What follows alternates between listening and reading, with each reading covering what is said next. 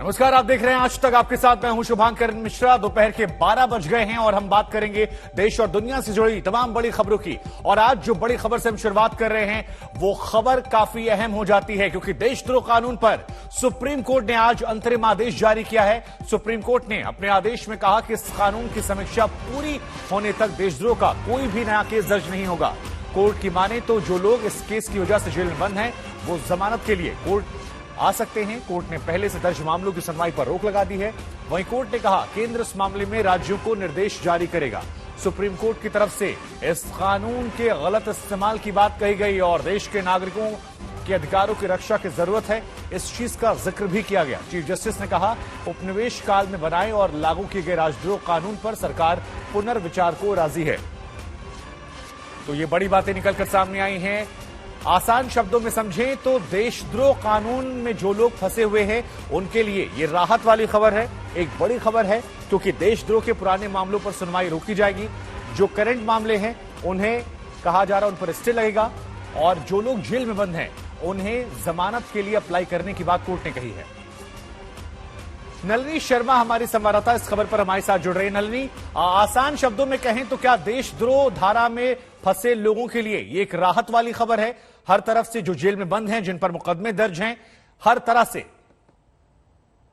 देखिए शुभांकर, राहत तो है ही सारे उन लोगों के लिए जो अभी जेल में हैं या बाहर बेल पर भी हैं, जिन पे सेडिशन के केस लगाए हुए थे।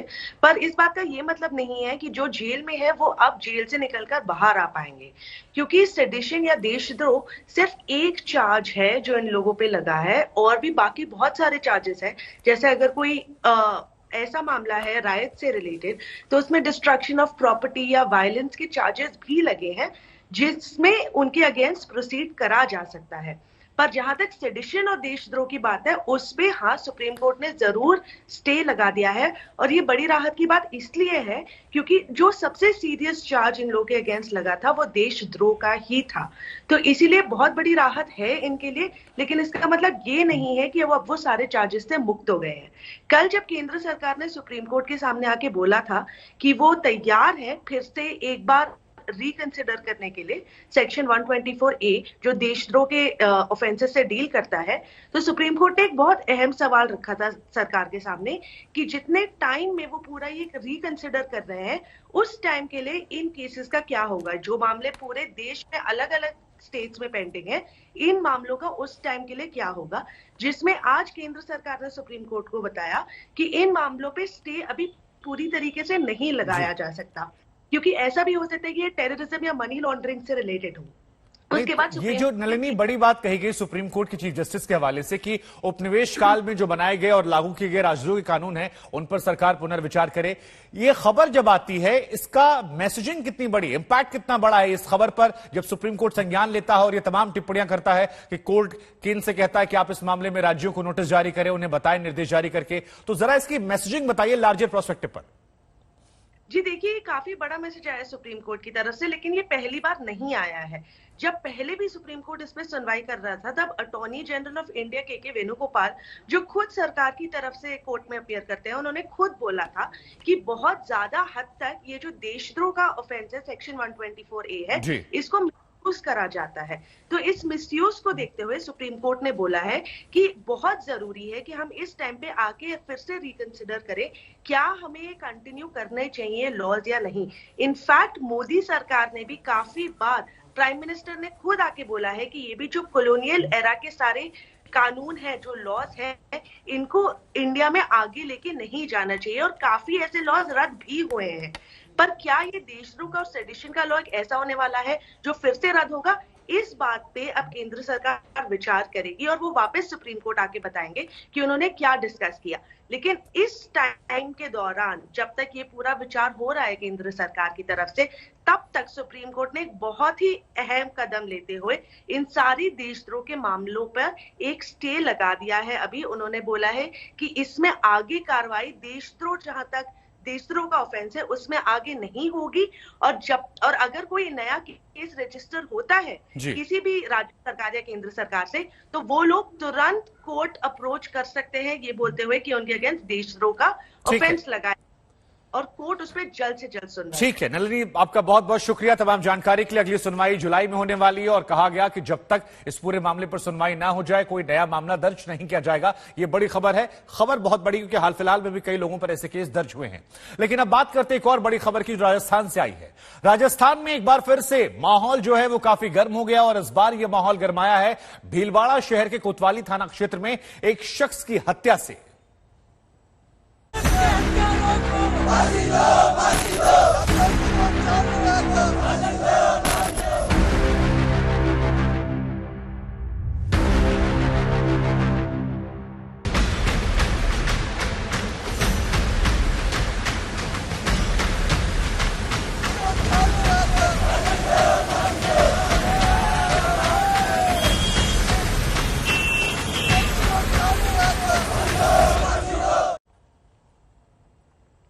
हम आपको बता दें भीलवाड़ा में एक शख्स की हत्या से माहौल जो है वो खराब हो गया है। अगर आप इस खबरों की मानें तो कल रात भीलवाड़ा के शास्त्री नगर क्षेत्र में ब्रह्माणी स्वीट्स के पास कथित रूप से दूसरे समुदाय के कुछ लोगों ने चाकू मारकर 22 साल की युवक आदर्श तापड़िया को गंभीर रूप से घायल कर दिया। अस्पताल पहुंचने तक आदर्श तापड़िया की मौत हो जाती है। युवक की हत्या की सूचना मिलते ही विश्व हिंदू परिषद के विभाग मंत्री गणेश प्रजापत, भीलवाड़ा शहर विधायक विठल शंकर अवस्थी समेत तमाम जो बड़ी संख्या में लोग हैं वो जिला अस्पताल में जमा हो जाते हैं। हत्या में मारे गए युवक के परिवार का यह कहना है कि हमलावरों की गिरफ्तारी तक शव नहीं उठाया जाएगा। भीलवाड़ा शहर में व्याप्त तनाव को देखते हुए शहर के 5 थाना क्षेत्रों में एसटीएफ और आरएसी के जवान तैनात कर दिए गए हैं। विश्व हिंदू परिषद, भारतीय जनता पार्टी और हिंदू जागरण मंच ने बुधवार को भीलवाड़ा बंद का बड़ा ऐलान भी किया। हम आपको बता दें कि जिला प्रशासन ने आज सुबह 6 बजे से कल सुबह 6 बजे तक के लिए 24 घंटे के लिए भीलवाड़ा शहर में इंटरनेट बंद करने के आदेश दिए हैं। फिलहाल 6 तस्वीर आपकी टीवी स्क्रीन पर है। युवक की हत्या होती है, 3 आरोपी हिरासत में लिए गए हैं, इलाके में तनाव है, हिंदू संगठनों का प्रदर्शन है, इंटरनेट बंद कर दिया गया है और पुलिस बल की तैनाती की गई है। लेकिन जो बड़ी बातें निकल कर आई हैं नेताओं की तरफ से, उसके बाद यह मामला गर्माता जा रहा है, क्योंकि इसे अब कम्युनल एंगल दिया गया है और यह बड़ी खबर हो जाती है जब इसको लेकर प्रदर्शन बड़ा होता है।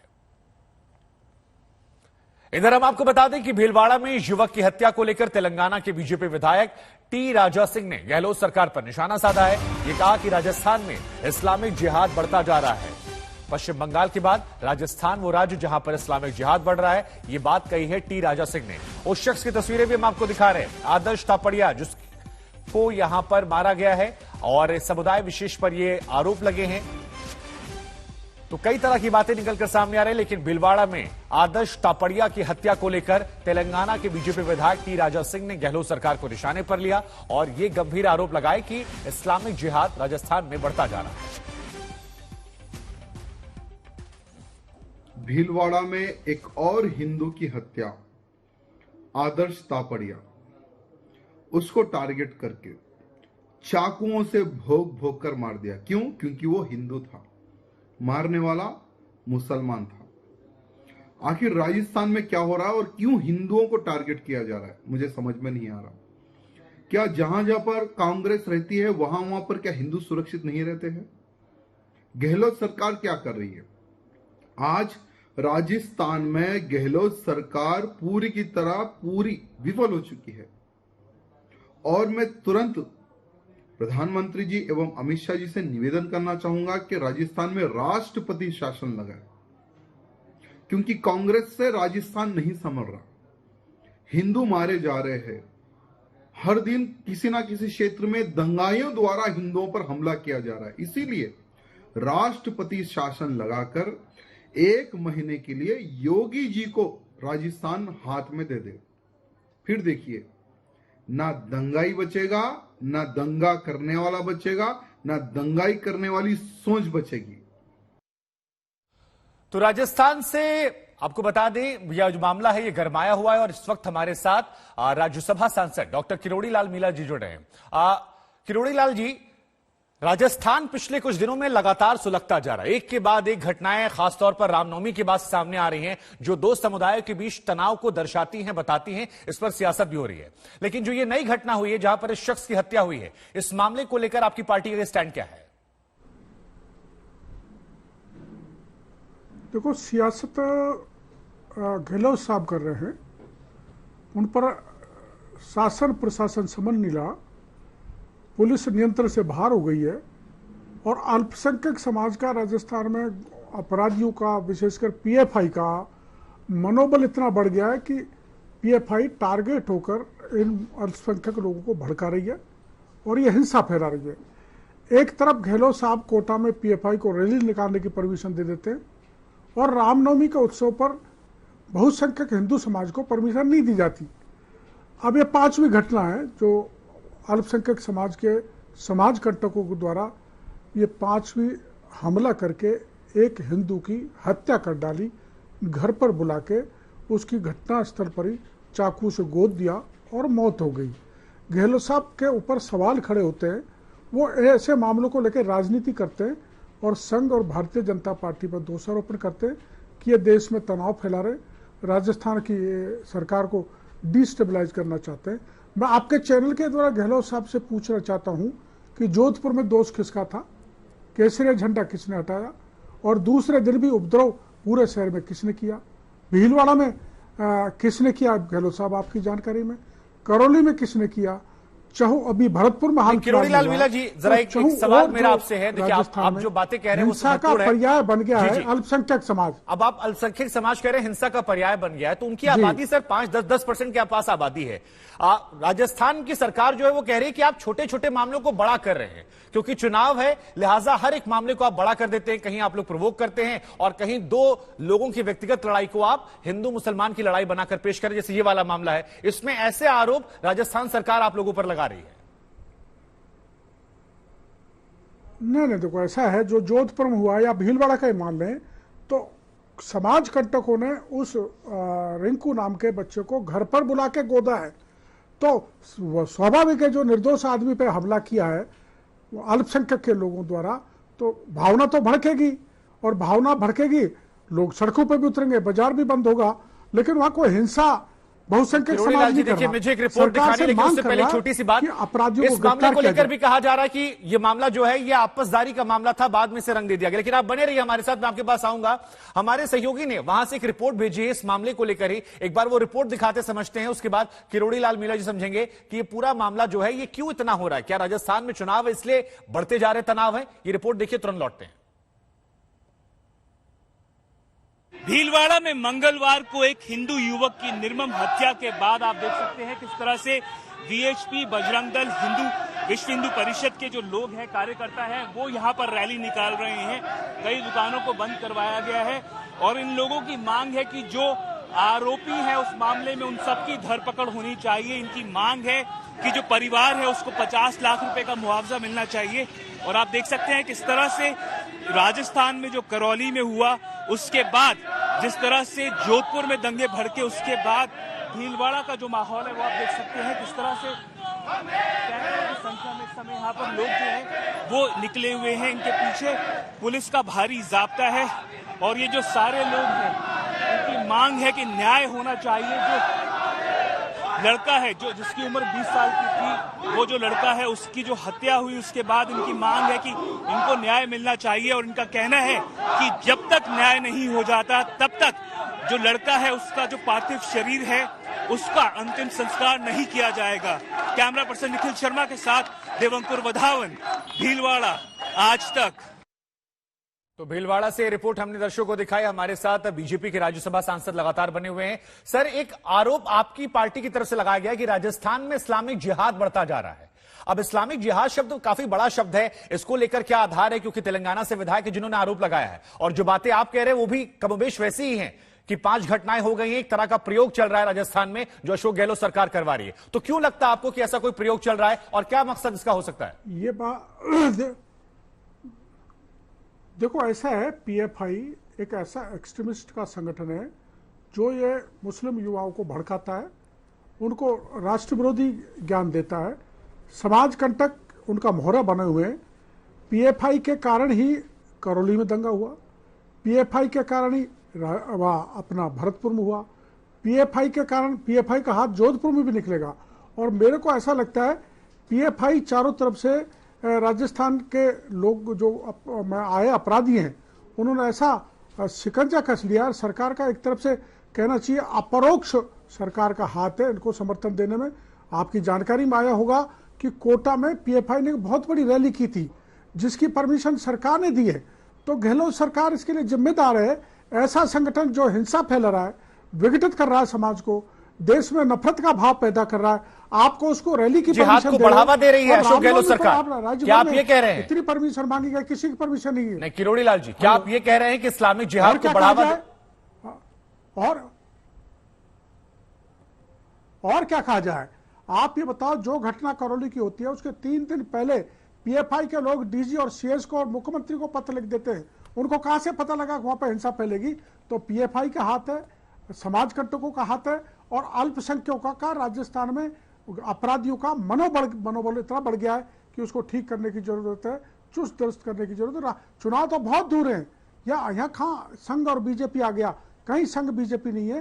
गहलोत साहब की ढिलाई, गहलोत साहब का तुष्टीकरण आड़े आ रहा है और राजस्थान में वातावरण तनावपूर्ण और हिंसक बनता जा रहा है। ठीक है, आपका बहुत बहुत शुक्रिया तमाम बातचीत के लिए। बीजेपी के राज्यसभा सांसद जो कह रहे हैं कि राजस्थान में तनाव बढ़ता जा रहा है, अशोक गहलोत सरकार जिम्मेदार है, इस्लामिक जिहाद को वो बढ़ावा दे रहे हैं, ऐसे तत्वों को बढ़ावा दे रहे हैं जो राजस्थान का माहौल बिगाड़ रहे हैं। ये तमाम आरोप बीजेपी से राज्यसभा सांसद डॉक्टर किरोड़ी लाल मीणा ने लगाए हैं यहां पर। लेकिन हमारे सहयोगी ने बातचीत की है उन तमाम लोगों से जो विरोध प्रदर्शन कर रहे हैं, क्योंकि यह मामला जो है लगातार गर्माता जा रहा है। आपने सुना भी राज्यसभा सांसद को, 5 मामले हो चुके हैं हिंदू मुसलमान के। जरा ये देखिए उनसे बातचीत, क्यों विरोध प्रदर्शन हो रहा है, क्या सोच उनकी है। राजस्थान के भीलवाड़ा में इस समय भारी आक्रोश है। जिस तरह से 20 साल के आदर्श तापड़िया की हत्या हुई, उसके बाद आप देख सकते हैं कि कैसे विश्व हिंदू परिषद, बजरंग दल, बीजेपी के जो कार्यकर्ता हैं वो सड़कों पर उतर आए हैं। यहां पर सैकड़ों की संख्या में ये कार्यकर्ता इकट्ठे हुए हैं और इनकी मांग है कि न्याय होना चाहिए।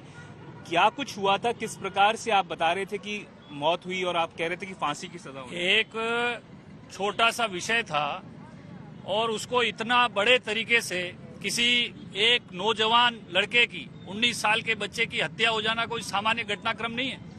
राजस्थान भीलवाड़ा में प्रशासन पूरी तरह से फेल हो चुका है और पुलिस प्रशासन का डर भी समाप्त हो चुका है। और आने वाले समय में, और ये जो समय अभी वर्तमान में चल रहा है, इतनी घटनाएं इस भीलवाड़ा के अंदर घटित हो रही है कि पुलिस उसको रोक ही नहीं पा रही। आदर्श का जो पार्थिव शरीर है वो बताया जा रहा था कि अभी भी मोर्चरी में पड़ा हुआ है। आप लोग क्यों उसको जो क्रियाक्रम है वो नहीं होने दे रहे?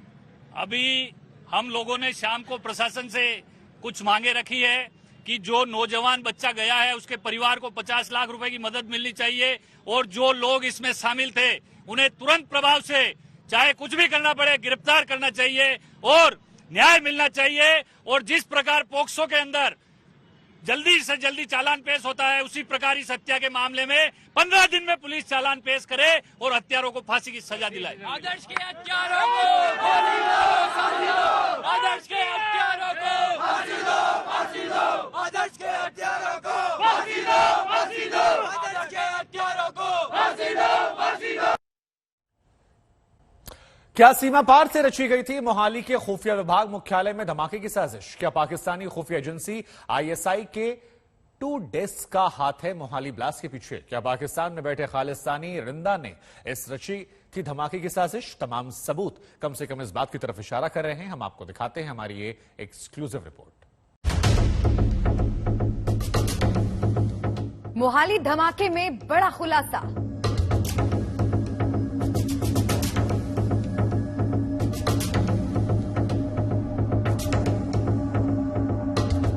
खालिस्तानी आतंकी का गुर्गा था मौके पर मौजूद। मोहाली के खुफिया विभाग के हेडक्वार्टर में सोमवार देर शाम हुए धमाके में आतंकी साजिश को लेकर पंजाब पुलिस अब तक तो खामोश है, लेकिन सूत्रों के जरिए जो खबरें आ रही हैं उससे साफ संकेत मिल रहा है कि इसके पीछे सीमा पार से ऑपरेट कर रहे खालिस्तानी आतंकियों का हाथ हो सकता है। सूत्रों के मुताबिक पुलिस को शुरुआती जांच में ये जानकारी मिली है कि पाकिस्तान में बैठा खालिस्तानी आतंकी हरविंदर सिंह रिंदा का ग्राउंड वर्कर धमाके के वक्त पंजाब खुफिया विभाग की इमारत के आसपास था। इस बात के सबूत मोबाइल डंप डेटा उठाए जाने के बाद मिले हैं। खालिस्तानी आतंकी और पंजाब का गैंगस्टर हरविंदर सिंह रिंदा साल 2020 में पाकिस्तान फरार हो गया था और अब पाकिस्तान से ड्रोन के जरिए हथियार और ड्रग भिजवा रहा है। पिछले दिनों करनाल में जो आईईडी पकड़ी गई वो भी हरविंदर सिंह रिंदा ने ही भिजवाई थी। मोहाली में इंटेलिजेंस ऑफिस में हुए धमाके मामले में पुलिस जल्द ही बड़ा खुलासा कर सकती है। फिलहाल पुलिस का जवाब गोलमोल है। पीछे करनाल में बस्ताड़ा पे जो आतंकवादी पकड़े गए थे और उनसे जो रिकवरी हुई है और कल की जो घटना है, तो इन सब को देखकर हमने अपनी जो है ये कार्य योजना बनाई है। और हम पहले भी सभी डिस्ट्रिक्ट एसपीज हैं, रेंज के आईजीज, एडीजीज हैं, कमिश्नर्स हैं, उनको भी हमने सतर्क किया है कि इस पे पूरे तौर पे मुस्तैदी रखें और इस चुनौती का भली प्रकार से सामना करें। आज तक को खुफिया सूत्रों से मिली जानकारी के मुताबिक मोहाली धमाकों के पीछे आईएसआई की K2 डेस्क का हाथ हो सकता है। माना यही जाता है कि रिंदा भी K2 डेस्क का हिस्सा है। K2 का मतलब है कश्मीर खालिस्तान। आतंकियों का ये K2 डेस्क साल 2016 से काफी ज्यादा सक्रिय है। K2 डेस्क अब तक पंजाब में 8 से ज्यादा टारगेट किलिंग को अंजाम दिलवा चुकी है।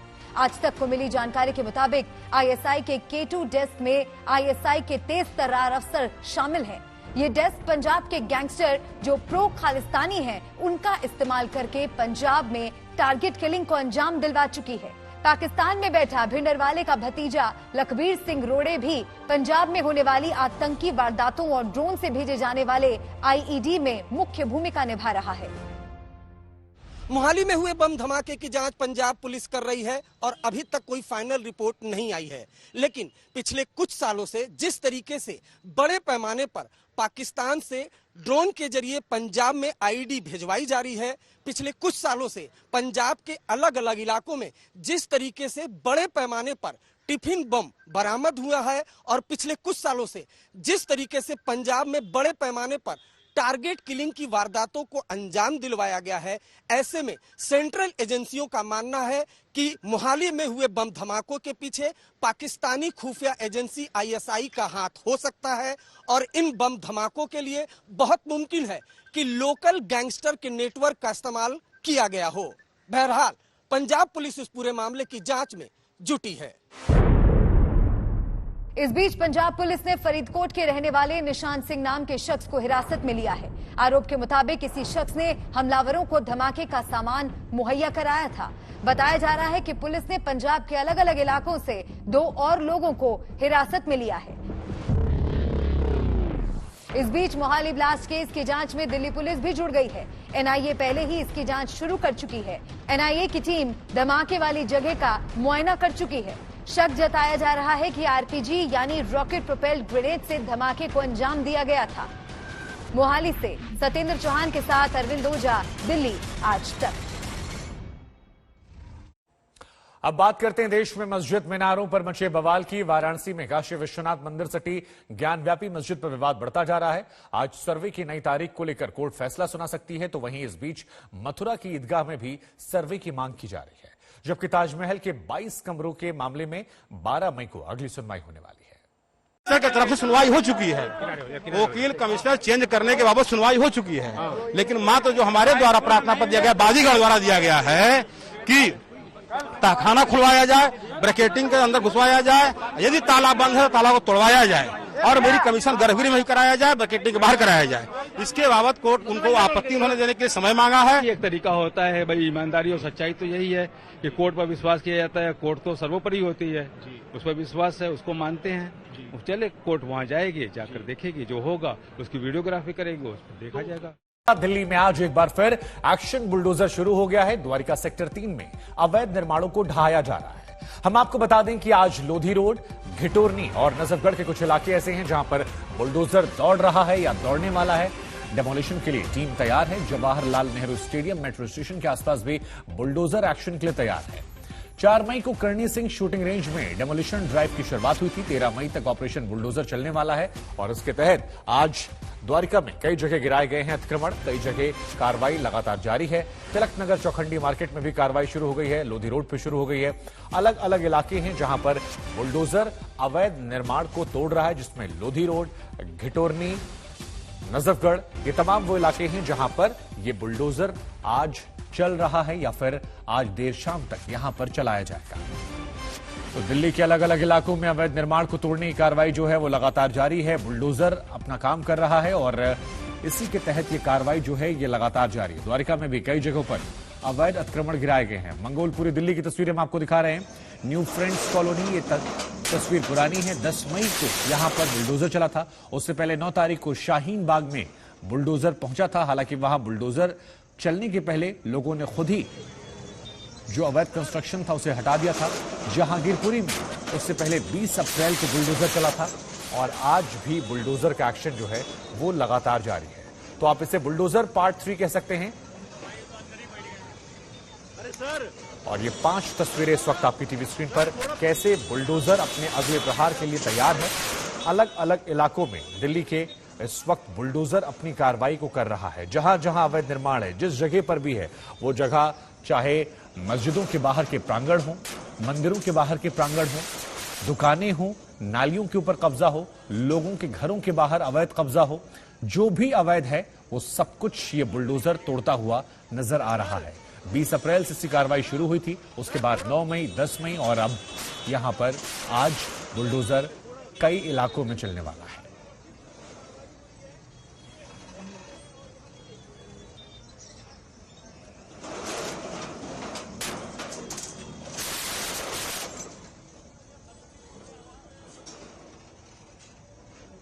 हमारे साथ 2 संवाददाता इस वक्त हमारे साथ जुड़ रहे हैं। लोधी रोड से इस वक्त अमित हमारे साथ जुड़ रहे हैं और राम किंकर हमारे साथ तिलक नगर जुड़ रहे हैं। लेकिन अमित, सबसे पहले मैं आपके पास आऊंगा, जरा बताइए कि बुलडोजर वहां पर चल चुका या चलने वाला है? क्योंकि बुलडोजर की जो कार्रवाई है जो 20 अप्रैल से शुरू हुई थी वो लगातार आगे बढ़ रहा है, अवैध निर्माण को तोड़ रहा है। यहां से क्या तस्वीरें आ रही हैं जहां पर आप मौजूद हैं?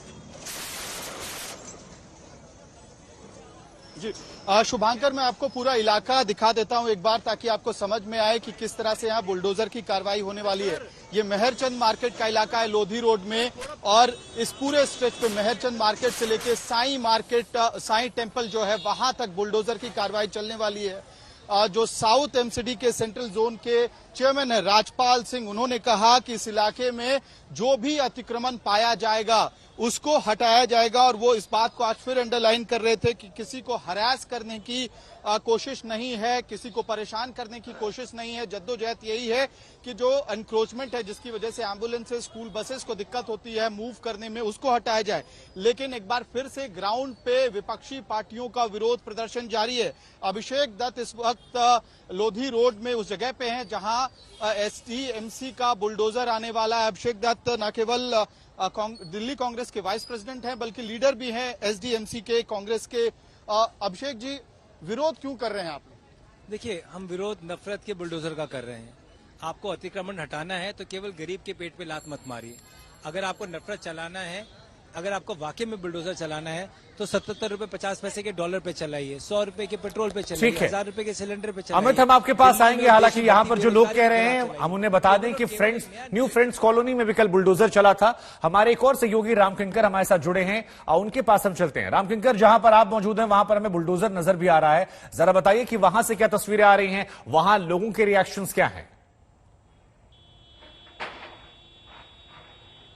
अभी जहां मैं खड़ा हूं वो तिलक नगर का चौखंडी मार्केट है, और जैसे ये बुलडोजर यहां पर शुरू हुआ है, आमतौर पे लोगों ने विरोध किया, लेकिन अब आप साफ तौर पर देख सकते हैं कि किस तरह से कार्रवाई चालू है। बाकायदा फुटपाथ जो घेरा हुआ था और पक्का स्ट्रक्चर बनाया गया है, और अमूमन पक्का स्ट्रक्चर होता नहीं है, लेकिन फुटपाथ जो घेरा गया था, अतिक्रमण फुटपाथ पर था, उसे हटाया जा रहा है। ये चौखंडी मार्केट का इलाका है जो कि मुखर्जी पार्क से शुरू होता है और ये पहुंचता है आपके मुखर्जी पार्क से चौखंडी मार्ग की तकरीबन 900 मीटर का एरिया। लेकिन चाहे वो फार्मेसी हो, चाहे वो अल्ट्रासाउंड की दुकान हो, चाहे वो बैंक हो, शराब की दुकानें हो, सबके आगे जितना उन्होंने आगे की तरफ अतिक्रमण किया हुआ था बना करके, वो सभी यहां पर तोड़ने का काम किया जा रहा है। इक्का दुक्का विरोध जरूर शुरू हुआ, लेकिन काफी पुलिस फोर्स यहां पर मौजूद है। और सबसे पहले जैसे जैसे ये बुलडोजर पीछे खिसक रहा है, उसके पीछे पुलिस फोर्स होती है ताकि बुलडोजर को रास्ता मिले, और इसी के तहत आगे जैसे जैसे यह मार्केट में बढ़ता जाएगा उसी तरह से यह जो ड्राइव है लगातार चलती रहेगी। और एमसीडी का कहना है कि अभी तो ये वेस्ट जोन का चौखंडी मार्केट है और अभी नजफगढ़ जोन में भी इस वक्त ड्राइव चल रही है जो कि आकाश हेल्थ केयर के आसपास है। दूसरी तरफ कुछ लोग विरोध में है। क्या विरोध है आपका? सर, विरोध ये है, जब ये बन रहे थे 15 साल से एमसीडी की यहाँ सरकार बैठी है, यहीं से निगम सर से 15 साल से बैठे हैं। 15 साल जब ये बन रहा था तो पैसे ले लेके उन्होंने कमाई कर ली। आप कैसे प्रभावित हैं इससे? सर प्रभावित गलत हो रहे हैं, इनको बता देते हैं। ये पैसे खाने के लिए जाते हैं, एमसीडी पैसे खा के जाती है, तब तो कुछ नहीं है। अब ये कैसे कर रहे हैं आप? इनकी दुकान है, वो कह रहे हैं मेरे को मौका दो, मैं उतार दूंगा। सारा हालत खराब कर दिया, माता पर खड़ी है, हार्ट पेशेंट है। सबसे पहले आपको दिखाते हैं शुभांकर की, वहां पर देखिए कि जब ये ड्राइव आगे की तरफ बढ़ रहा है, उससे ठीक पहले ही अगले वाले मकान पर लोगों ने कुछ जो उनके हिसाब से उन्होंने आगे की तरफ अतिक्रमण किया है उसे हटाना भी शुरू किया है। ऐसे में ड्राइव से पहले लोगों को संदेश भी मिल रहा है कि किस तरह से जो आगे की तरफ उन्होंने अतिक्रमण किया हुआ है वो पूरी तरह से हटाया जा सके। और यही वजह है कि देखिए अब उस कॉर्नर की दुकान का नंबर होता, पुलिस वहां मौजूद है, उससे पहले ही लोगों ने वहां हटाना शुरू किया है। और बुलडोजर एक बार फिर उठ रहा है एक अलग अतिक्रमण को निशाना बनाने के लिए, लेकिन बीच बीच में रह रहकर शुभांकर लोगों के विरोध की आवाज जरूर उठती है। और सवाल यही कि 15 साल हो गए, अभी कार्रवाई क्यों पहले? नहीं, ये बहुत बड़ा सवाल है। ये जो आप सवाल उठा रहे हैं यही सवाल सबसे महत्वपूर्ण है। हमारे साथ अरविंद भी जुड़ गए हैं सीलमपुर से। अरविंद, पिछली बार जब चर्चा हम और आप कर रहे थे शाहीन बाग को लेकर तो मोस्ट कंफ्यूज डिपार्टमेंट का जिक्र हुआ था। आज भी लोग वही कह रहे हैं कि देखिए क्लैरिटी नहीं है। 15 साल से आप थे, कई लोग आरोप लगा रहे हैं पैसे लिए गए, कई लोगों ने कहा कि देखिए आपकी संलिप्तता इसमें थी, लेकिन अब एकाएक कार्रवाई हो रही है, बिना नोटिस दिए हो रही है, कई तरह के आरोप लग रहे हैं। तो क्या क्लैरिटी नजर आ रही है? क्योंकि अवैध निर्माण पर चल तो रहा है, लेकिन जो प्रोसेस है उसको लेकर सवाल खड़ा हो रहा है।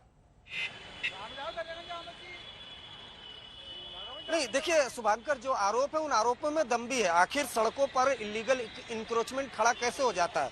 तो खड़ा ऐसे हो जाता है कि इसके लिए बाकायदा सिस्टम बना हुआ है और चढ़ावा चढ़ता है, तभी दिल्ली की सड़कों पर इलीगल इंक्रोचमेंट बढ़ता है। ये एकदम क्लियर कट बात है। रही बात, मैं इस वक्त सीलमपुर में मौजूद हूँ और हमें जो जानकारी मिली है कि अब से कुछ देर पहले एमसीडी की एक टीम आई थी यहाँ पर, और जो यहाँ का कपड़ा मार्केट है वहां पर रेकी करके गई है, घूम के गई है और कुछ लोगों को वार्निंग देके गई है। तो लिहाजा जो सड़कों पर इलीगल इंक्रोचमेंट था वो लोगों ने खुद ही हटाया। हालांकि अभी तक यहाँ पर किसी तरह के बुलडोजर के आने की अभी जानकारी हमें नहीं मिली है, क्योंकि ये भी जानकारी मिली है कि पुलिस से जब सिक्योरिटी मांगी गई तो पुलिस ने कहा कि आप सड़कों पर जो भी डंडा झंडा लगाए हैं उनको हटा सकते हैं, लेकिन डेमोलेशन के लिए आपको अलग से हमें लिखना पड़ेगा, उसके बाद एक्स्ट्रा फोर्स बुलानी पड़ेगी। तो अभी तक जो ये देखा जा रहा है कि सड़कों पर जो रेडी पटरी लगाते हैं ज्यादातर उन्हीं पर जो ये बुलडोजर चलता हुआ दिखा है या एमसीडी का बुलडोजर चलता हुआ दिखा है। शाहीन बाग में तो चल ही नहीं पाया था। बिल्कुल अरविंद, हम आपके पास आएंगे, एक बार तस्वीरें भी दिखा दे। देखिए लोगों ने यहाँ जो अवैध निर्माण करवाया था वो सब कुछ टूटता जा रहा है। ऐसा नहीं केवल गरीब इलाकों में, अगर आप यहां देखेंगे तो बड़ी बड़ी दुकानें आपको नजर आ रही हैं। उन दुकानों के बाहर जो उन्होंने अवैध अतिक्रमण किया था उसे यहां पर तोड़ते हुए ये बुलडोजर आगे बढ़ रहा है। कई जगह लोगों को वार्निंग दी गई है और कई जगह बुलडोजर ऐसे आरोप लग रहे हैं कि बिना वार्निंग दिए यहां पर चल रहा है। लेकिन इन सब के बीच में जो अवैध है बुलडोजर उसे तोड़ रहा है। और जिस तरह से खबरें आ रही है, हम बार बार आपसे कह रहे हैं कि बुलडोजर बिना भेदभाव के यहां पर चीजें तोड़ रहा है, क्योंकि अलग अलग इलाकों में हो जा रहा है। लेकिन सवाल जो खड़े हैं उनके जवाब के लिए मुकेश सूर्यान सबसे सही इंसान है, क्योंकि वो मेयर हैं, उन्हीं के आदेश पर ये बुलडोजर चलते हैं। जरा उनका रिएक्शन सुनिए, उसके बाद फिर तस्वीरें दिखाएंगे, सवाल पूछेंगे। आज एंटी इंक्रोचमेंट रिमूवल में हमने लोधी एरिया का जो मर्चेंट मार्केट से शुरू करके और इसको लोधी रोड एरिया को आइडेंटिफाई किया हुआ है। इसमें हमारा किसी को तंग करना, हरास करने का काम नहीं है। हम लोगों की रोजी रोटी का ध्यान रखने वाले लोग हैं। लेकिन जो सड़कों के ऊपर इंक्रोचमेंट है, जहां से बस नहीं जा सकती, स्कूल की बस नहीं जा सकती, वैन नहीं जा सकती, एम्बुलेंस नहीं जा सकती, उसको आज मुक्त कराने का प्रोग्राम है, जो ऑलरेडी अभी चालू हो जाएगा। ड्राइव कितनी देर में शुरू हो रहा है? अभी 5 मिनट में, 10 मिनट में मिली है, सब कुछ मिल गई।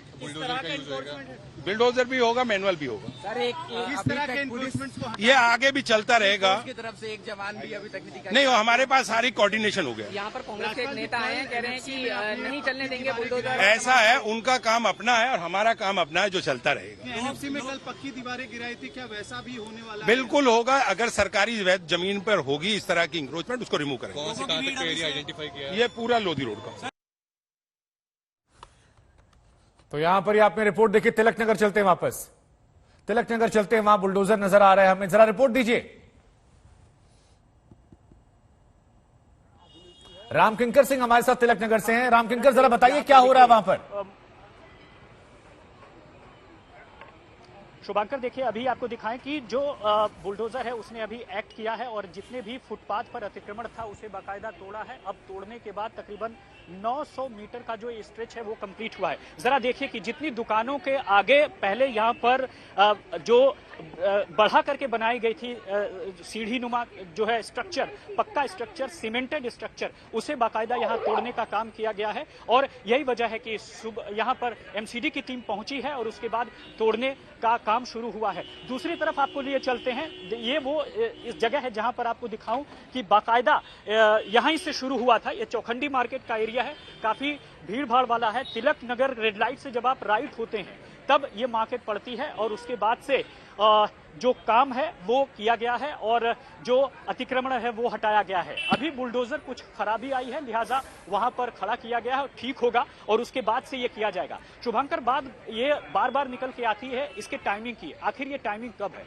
इस पर एमसीडी का यही जवाब कहना है कि ये ड्राइव हर बार चलती रहती है। चूंकि बुलडोजर इस बार उत्तर प्रदेश को लेकर के चर्चा में है, लिहाजा जब भी बुलडोजर चल रहा है उसे लोग हाथों हाथ ले रहे हैं, उनमें एक उत्सुकता जरूर है। लेकिन अतिक्रमण एक बड़ी समस्या है और वो अतिक्रमण की बात मैं कर रहा हूं जो कि सरकारी लैंड पर है, यानी सड़क पर है और किसी ऐसी जगह पर जहां पर कोई निजी अपना निर्माण नहीं कर सकता, ना ही सीमेंटेड कर सकता है, ना ही वो कच्चा कर सकता है। यही वजह है कि किसी तो क्या जहां तिलक नगर में राम किंकर आप है वहां किसी प्रकार का कोई विरोध नहीं देखने को मिला? दो सवाल मेरे आपसे, कि आपने इस बात का जिक्र किया कि ये रोज का प्रोसेस है, जरा समझाइए कि वहां लोगों के रिएक्शन क्या है, क्या वो इस चीज को लेकर विरोध कर रहे हैं या नहीं कर रहे हैं, और क्या यहां पर लोगों को नोटिस दिया गया था? क्योंकि तमाम जगहों पर यह आरोप लग रहे हैं कि बिना नोटिस दिए बुलडोजर आता है, कार्रवाई करता है, चला जाता है। कार्रवाई सही हो सकती है लेकिन समय नहीं दिया गया, जिसकी वजह से गरीब गुरबों का नुकसान हो गया। देखिए शुभांकर, अगर अभी तक की मैं बात करूं तो मुझसे कोई भी ऐसा शख्स नहीं मिला जो कि प्रभावित हो, यानी जितनी दुकानें या टूटी हैं 1 दर्जन से ज्यादा, उसमें से कोई सामने आया हो और उसने ये कहा हो कि ये गलत हुआ है और इससे पहले उसे बताया नहीं गया था।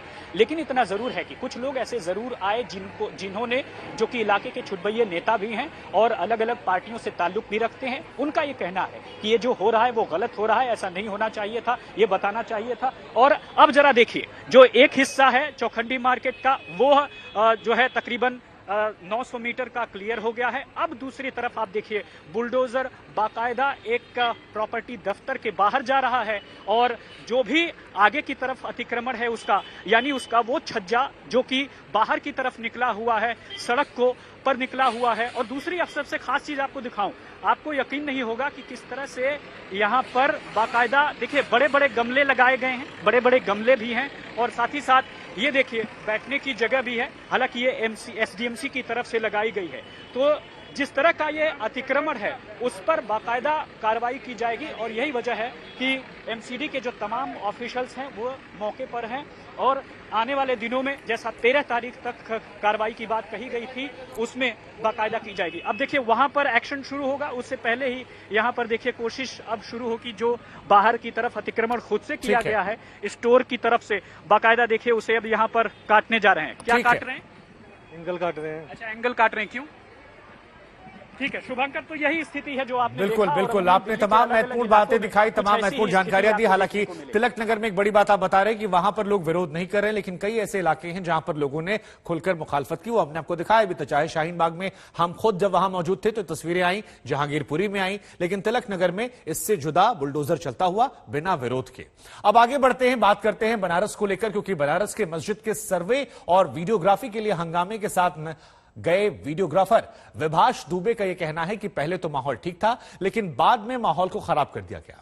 विभाष दुबे के साथ एक और वीडियोग्राफर भी वहां था। उस दिन वहां क्या हुआ था, श्रृंगार गौरी के शिला भाग पर क्या कुछ उन्हें नजर आया, इस बारे में हमारे संवाददाता समर श्रीवास्तव ने विभाष दुबे से लंबी बातचीत की। उस बातचीत के कुछ अंश हम आपको सुनाते हैं ताकि आप समझ सकें उनकी जुबानी, जो कैमरे में कैद करने गए थे उन तस्वीरों को। जरा सुनिए क्या है असली कहानी। ज्ञानवापी परिसर में बने श्रृंगार गौरी स्थल को लेकर लगातार कोर्ट की तरफ से सुनवाई चल रही है। आखिर सर्वे के दिन क्या हुआ, अंदर वो क्या क्या चीजें थीं जो सर्वे टीम को दिखाई पड़ी, इस पर ज्यादा जानकारी देने के लिए हमारे साथ इस वक्त जो मौजूद हैं वो विभाष दुबे हैं। ये वही वीडियोग्राफर हैं जो उस दिन सर्वे के दौरान अंदर मौजूद थे जहां पर मस्जिद के अंदर जाने से रोका गया। विभाष, आपका बहुत स्वागत है। विभाष, सबसे पहले तो मुझे बताइए कि कहानी की शुरुआत कहाँ से होती है? 6 मई की तारीख आती है, आपको कॉल आता है कहीं से, क्या होता है? एक्चुअली ये जानकारी तो पहले से ही हो गई थी कि ये काम करना है हम लोगों को। 6 तारीख को जब हम लोग वहाँ से निकले, थाने से, चौकी से निकले, तो जब इंटर किए तो अंदर का माहौल कुछ दूसरा था। स्टार्टिंग में जब इंटर किए तो लगा कि यार सब कुछ अच्छा है, लेकिन कुछ देर बाद जब दोनों पक्ष, हिंदू पक्ष, मुस्लिम पक्ष के जो भी लोग थे, वादी प्रतिवादी, वो सब इकट्ठा होना शुरू किया, तो थोड़ा सा माहौल जो है लगा कि घमाघमी का हो सकता है। इवन कभी कभी तो ऐसा महसूस होता है कि लोग पर्सनली किसी चीज को लेने लग रहे थे अंदर। हाँ, मतलब मुझे ऐसा बोल दिया। जैसे क्या? मतलब ऐसे ही कि मतलब उनकी एजुकेशन पे कि मुझे इतना नॉलेज है कि क्या होना चाहिए। मतलब दोनों टीम। हाँ, कुछ चीजें पर्सनली हो रही है। कुछ उसमें समझदार लोग जो तो बोले थे इन सब चीजों का कोई मतलब नहीं है, हम लोग जो करने आए हैं पहले वो करते हैं। थोड़ी देर गहमा-गहमी के बाद फिर चीजें स्टार्ट हो गई। जब चीजें स्टार्ट हुई तो उत्तर और पश्चिम के कोने से चीजें स्टार्ट हुई, मतलब सर्वे स्टार्ट हुआ। जो भी शिलापट्ट आगे लगा हुआ था उन सब चीजों पे क्या क्या चीजें बनी हुई हैं, कैसे बनी हुई हैं, और जो बात आ रही थी कि खुरेज की किया जा रहा है कुछ किसी, तो ऐसा ये बात कही गई थी। खुरेज के ऐसा कुछ भी नहीं किया जा रहा था। सपोज अगर आप यहाँ पे धूल लगी हुई है, अब मेरे को ये चीज देखनी है, तो हम हाथ से ऐसे कर दिए, थोड़ा सा धूल उठा, थोड़ा सा फूंक दिया उसको, तो चीजें जो साफ दिखी उसको रिकॉर्ड कर लिया जाए। अब धूल जमी हुई है किसी चीज को, तो उसको रिकॉर्ड नहीं किया जा सकता ना, तो उस चीज के लिए थोड़ा सा हाथ से हिला के उसको इस तरह से करके थोड़ा सा फूंक मार के साफ किया जाता है। उसको जबरदस्ती बताया जा रहा है कि नहीं खुरेज कर, ऐसा कुछ भी नहीं था। उसके प्रत्यक्ष हम लोग गवाह हैं कि इस तरह का कुछ नहीं हो रहा था वहाँ पे। कितने लोग आप लोग थे? आपके अलावा आपके एक साथी और भी हैं? हाँ, हमारे साथ हमारे मित्र जो थे गणेश शर्मा, वो भी साथ में थे, वो भी रिकॉर्ड कर रहे थे। एक्चुअली पैरेलल कुछ चीजें शुरू हो जा रही थी, तो लगता नहीं यहाँ पे भी जरूरी है और वहां पे जो बहसबाजी हो रही है उसको भी रिकॉर्ड करना जरूरी है, तो 2 पैरेलल कैमरे चल रहे थे। गणेश शर्मा जो थे वो शिलापट्ट पे जो चीजें बनी हुई थी, जो श्रृंखलाएं बनी हुई थी, जो माला की लड़ियां बनी हुई थी तोरण द्वार के, ऐसा महसूस होता था जैसे तोरण द्वार पे जो चीजें कटिंग बनी होती है, वो सारी चीजें वहां दिख रही थी। इवन यही नहीं, जो शिलापट्ट वहां रखे गए थे उसके नीचे वाले भाग में भी कुछ चीजें ऐसी समझ में आई कि वहां पे भी कुछ बना हुआ है। शिलापट्ट किसका, मस्जिद के एरिया में या श्रृंगार गौरी के? श्रृंगार गौरी वाले एरिया में। क्या दिखा आपको? उसमें जब नीचे झांक के देख रहे हैं तो वहां पे भी कमल बने दिख रहे हैं, कमल बने हैं। बाकी सारे मतलब वो सारी चीजें दिख रही हैं जो एक हिंदू सभ्यता में यूज हो रहा है। ब्रह्मा जी का हाँ, जो चिन्ह दिखाई देते हैं, जो जनरली ज्यादातर हिंदू धर्म में इस्तेमाल किए जाते हैं। क्या क्या देखा? कमल आपने देखा, उसके अलावा? कमल देखा और फूलों की लड़ियां देखी, जो फूल ऐसे बने होते हैं, और ठीक सामने वाली दीवार पे अंदर की तरफ घंटा भी टंगा हुआ है।